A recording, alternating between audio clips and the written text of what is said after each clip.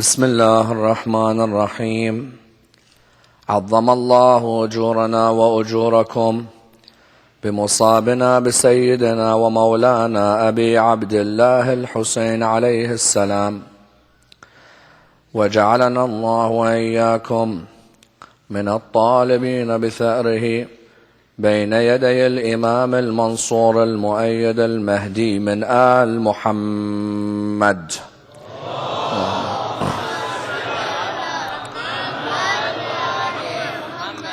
السلام عليك يا مولاي يا أبا عبد الله، وعلى الأرواح التي حلت بفنائك وأناخت برحلك. عليكم مني جميعا سلام الله أبدا ما بقيت وبقي الليل والنهار، ولا جعله الله آخر العهد مني لزيارتكم. السلام على الحسين وعلى علي بن الحسين وعلى أولاد الحسين وعلى أصحاب الحسين جميعا ورحمة الله وبركاته.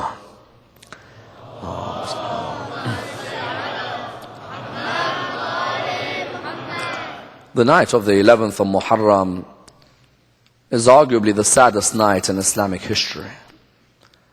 And indeed is a night which can be viewed as a night of oppression towards the family of the Holy Prophet. A night which unfortunately is very much understudied and undervalued.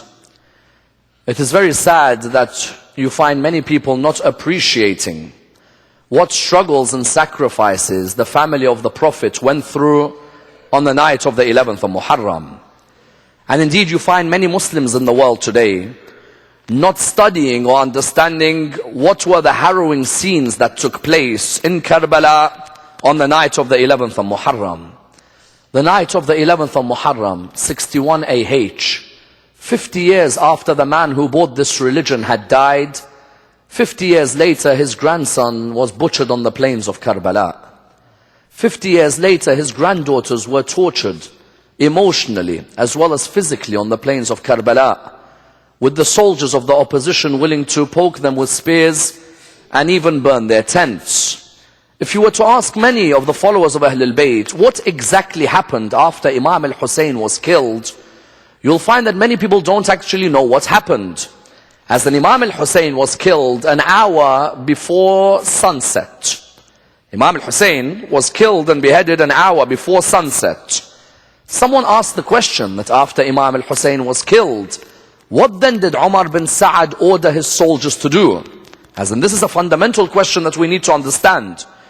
Did Umar bin Sa'ad kill Imam al-Hussein and then say, okay, we will head towards our homes and now you, O family of the Prophet, can head to yours? That's impossible. Because we know that Umar bin Sa'ad forced them to leave Karbala to go to Kufa, to go from Kufa to Sham. From Sham they came back to Karbala, then they went back to Medina. But we know very well they stayed a night in Karbala after Imam al-Hussein was killed. So therefore what happened as soon as Imam al-Hussein was beheaded? If Imam al-Hussein was beheaded an hour before Maghrib, and then Maghrib came, and the darkness overswept Karbala, what happened to these ladies in the darkness of the night in Karbala? What happened to these ladies who were the granddaughters of Rasulullah? The ones who were the pride and joy of his life. The ones who Rasulullah said are from me. Whoever hurts me, hurts Allah. Whoever angers them, angers me and angers Allah. It is vital for us tonight, just for a few moments, to reflect on exactly what happened. Someone may ask, how do we know what happened? We know from a number of people. For example, we know from someone like Hamid ibn Muslim. Hamid ibn Muslim was employed by Yazid to be a narrator on that night. He was neither with Yazid nor with Imam al-Hussein. He sat in the middle of the battlefield in Karbala. He would hear Imam al-Hussein talk and he'd hear Umar bin Sa'ad talk. He would write down whatever Imam said. He would write down whatever Umar bin Sa'ad said. Then we found out about that night from those who survived that night. Sayyida Zainab lived after Karbala. Imam Zain al-Abidin lived after Karbala. Imam al-Baqir lived after Karbala. Even some of the wives of the companions of Imam al-Hussein, like Daylam, the wife of Zuhair ibn al-Qayn, she lived after Karbala and she was able to describe what happened. Even 5 years after Karbala, Mukhtar al-Thaqafi, when he caught people like Harmala bin Kahil, when he caught Sinan ibn Anas, when he caught Shimr bin Diljoshan, when he caught Ibn Ziyad, when he caught Umar bin Sa'ad, he asked each and every one of them, what did you do to the family of the Prophet on the night of the 11th of Muharram? When these women were under the darkness of a night like tonight, he asked them, tell me exactly what happened. And they would narrate exactly what happened. And that's why all of these narrations would later be compiled in what are known as maqatil literature. Tonight, we remember the maqtal of Imam al-Hussein and also what happened to Imam al-Hussein and his family after they were harassed on the 10th of Muharram. So what happened on that night? Let us try and understand and reflect a brief moment on what happened. As soon as Imam al-Hussein was beheaded and Maghrib time came, after Imam al-Hussein was beheaded, the first thing the soldiers did was they came and surrounded Imam al-Hussein's body when it was on the ground. And one of these soldiers, what did he do? He saw a beautiful ring on Imam al-Hussein's finger from his grandfather Rasulullah. He was trying to take the ring off the finger, but the ring wouldn't come off. So he took a knife out and decided the best thing to do would be to cut the finger in order that the ring would come out easily. So he took his knife out and he cut the finger of Imam al-Hussein alayhi salam.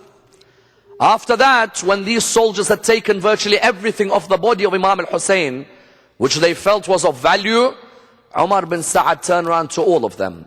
They were riding their horses. He looked at each horse rider. He said to them, "O horse riders, I have a duty for all of you. Now that we've killed Hussein, I have a duty for each and every one of you." They said, "What is our duty?" He said, "I want you to get your horses ready. And I want their hooves to be sharp." They said to him, "What do you want us to do?" He said, "I want you to get your horses to trample on the bodies of the companions of Imam al-Hussein." But some people objected to this, because the companions of Imam al-Hussein had cousins in Umar bin Sa'ad's army. Habib ibn Madahir had cousins in Umar bin Sa'ad's army. Hur had cousins in Umar bin Sa'ad's army. Muslim bin Awsaja had cousins. Others had cousins.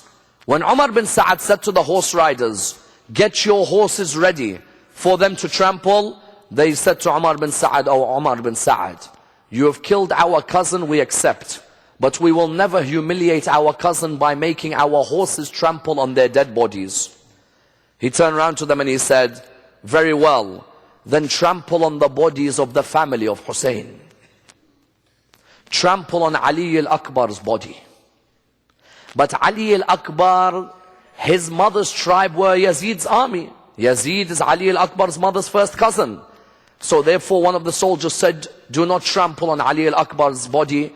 He is from our tribe." He said, "Trample on the body of Abu Fadl al-Abbas." They replied to him, "Never." Shimr said, "He is from my family. We've already mutilated his body. There's no need for further humiliation." Trample on the body of Qasim ibn al-Hasan. Banu Fizara, Qasim's mother's tribe, were in Yazid's army.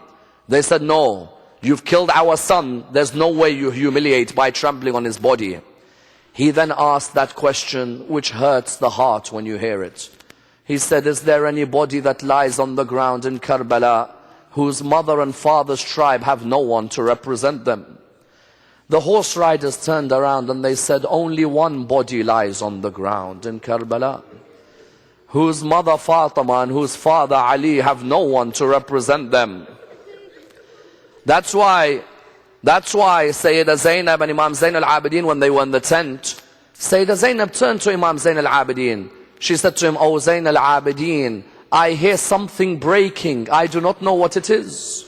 Imam Zain al-Abidin looked out of the tent and he saw Umar bin Sa'ad saying to his soldiers, "O horse riders, ride your horses and dig your hooves onto the chest of Abi Abdullah." Imam Zain al-Abidin turned to his auntie Zainab. He said, "Oh my auntie Zainab, the noise that you hear are the breaking bones of my father." Their horses dug their hooves into the chest of Imam al-Hussein. Not only had they killed him, they decided that they're going to break every bone on his dead body. And they kicked his body like someone kicks a ball around. Each horse began to kick the body one way and the other. That's why those of you who go to Karbala will see where Imam al-Hussein is beheaded is one place, where he is buried in another. That's how much they kicked the body away. Then after that, when the night came, Umar bin Sa'ad called out, let's go and burn the tents of the woman of Hussein. They got their fire. They went with their horses. Sayyidah Zainab could see them coming towards the tent. And they began to burn the tents of Imam al-Hussein's family. The daughters of Imam al-Hussein, Sukaina, Ruqayya, were running from one tent to the other on a night like this. And they were calling out, where is Abbas? Where is Ali al-Akbar?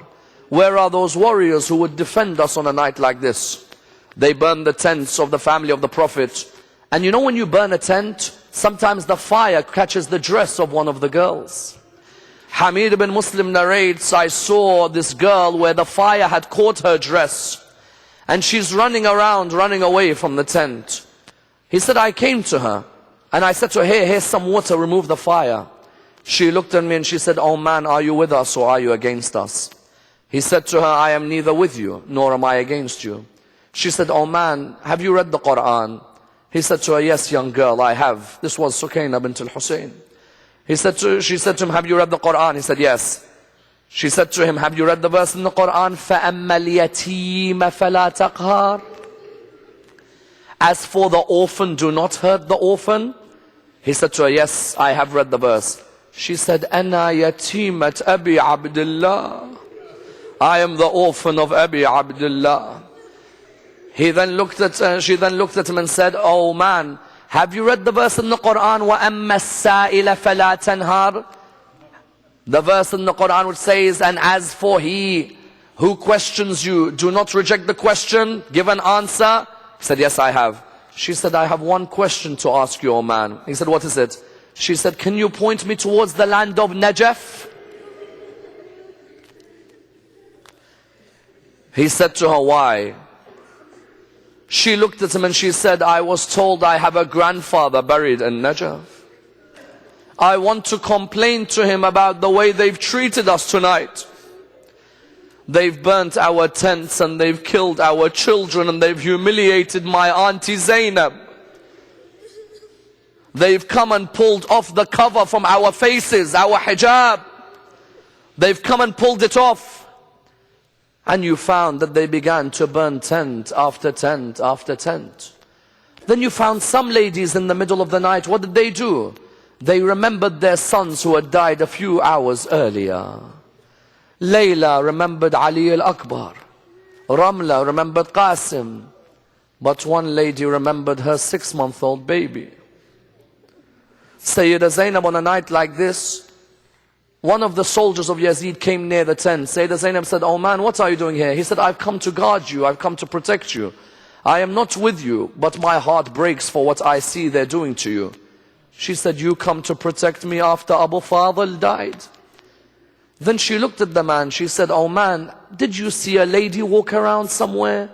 He said, no, but I heard a lady as if she was crying near one of the bodies. Sayyidah Zainab knew which lady it was. She came out, she looked for Rabab. Where are you, Rabab? Until she found Rabab on the ground of Karbala in the darkness of the night. Sayyidah Zainab looked at her and she said to her, oh Rabab, what are you doing? She said, Zainab, Umar bin Sa'ad just decided to give us water, didn't he? Sayyidah Zainab said, yes. She said, now I have milk for my baby.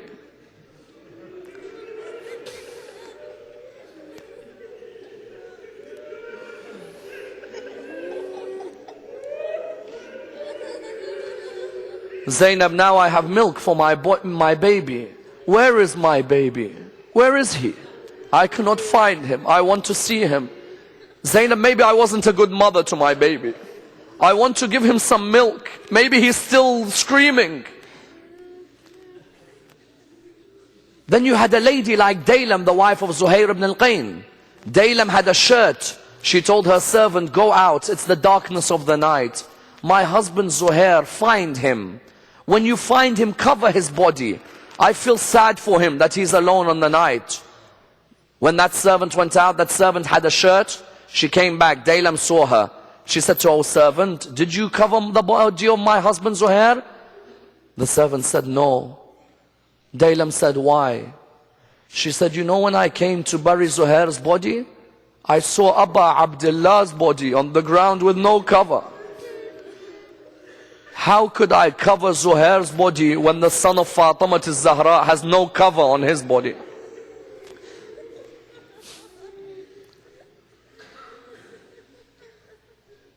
At a time like this, approaching towards the end of the night, these ladies were all alone in tents with no one to protect them. No more Ali al-Akbar, no more Abbas, no more Qasim and no more Hussein, no Habib and no Muslim and no Hur. The ladies were alone. Some of the ladies fell asleep out of the tiredness of the 10th of Muharram. Sayyidah Zainab tried to stay awake to protect them. Sayyidah Zainab that night became the source of sacrifice for every woman on this earth. She became a leader to each and every one of us, and the fact that she was willing to stay up when everyone stayed asleep. But like anyone, the tiredness of the night will get to you. Sayyidah Zainab was trying to stay awake and then slowly fell asleep. When she fell asleep, the narrations mention that when she fell asleep, in that sleep, she saw as if a man was coming towards her. She looked towards the man, and the man was dressed, covered all in black. She looked towards the man and said to him, "Oh man, I beg of you, protect us. Oh man, I beg of you, look after us. Oh man, if you want to take us as prisoners, then know that we are already prisoners.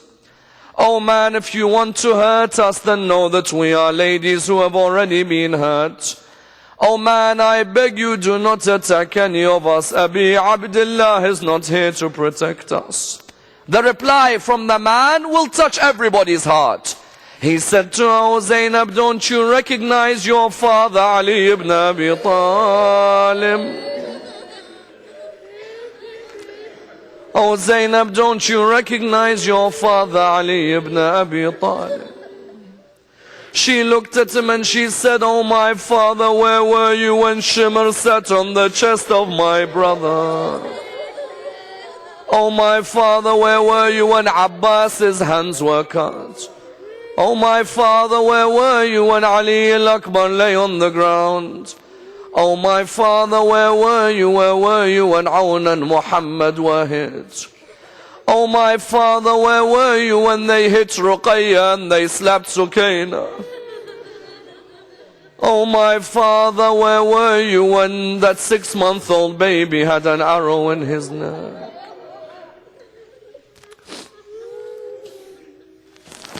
Inna lillahi wa inna ilayhi raji'un.